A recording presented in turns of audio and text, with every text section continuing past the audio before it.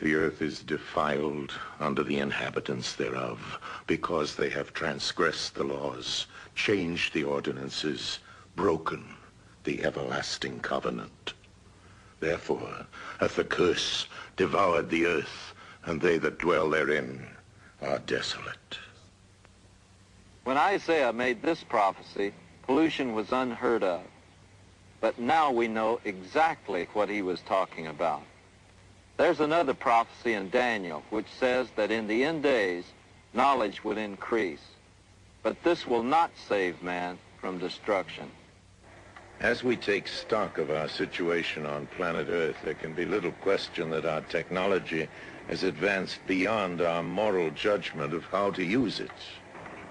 For centuries, man has been raping the Earth without thought for the consequences. Now we are told that our natural resources will be exhausted by the year 2000. Where man will turn for alternatives, no one knows.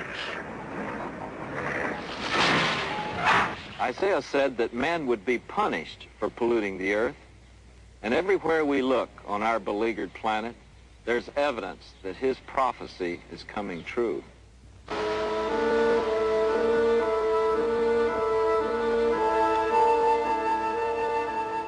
Our waters are now so polluted that they threaten the very air we breathe. It isn't generally realized that 80% of the oxygen we depend upon for respiration is created by the photosynthesis of algae in the upper levels of the ocean.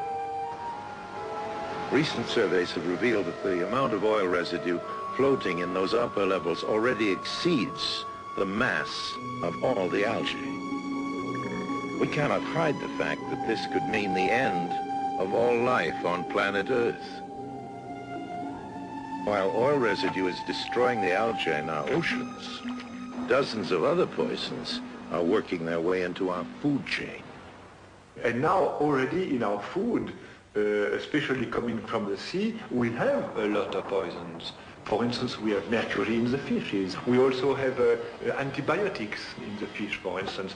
And from the fish, it's going to the cattle, who very often now is fed with fish proteins. As the poison substances appear in our food, we've come to realize only too late the dangers that we have created for ourselves.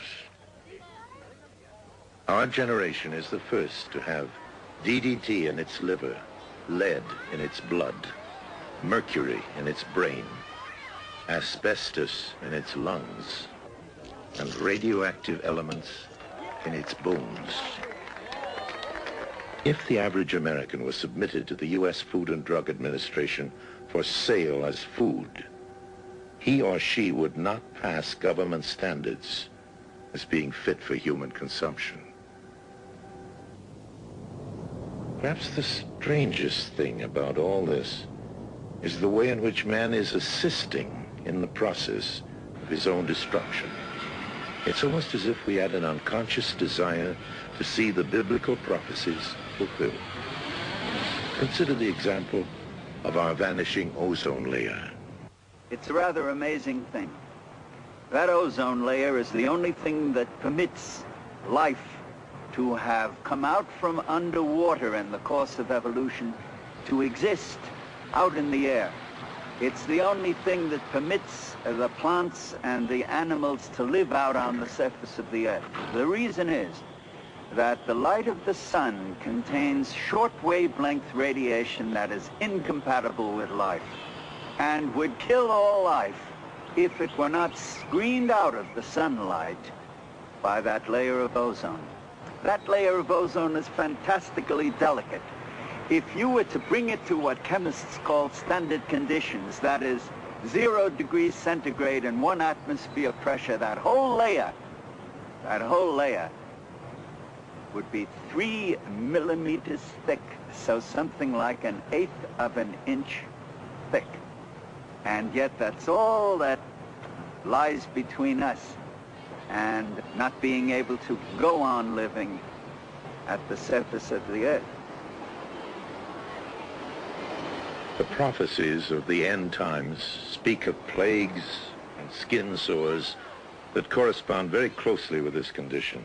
As the ozone layer begins to thin out, we can expect all kinds of dangerous developments, including a change in our weather and an increase in the incidence of skin cancer caused by sunburn.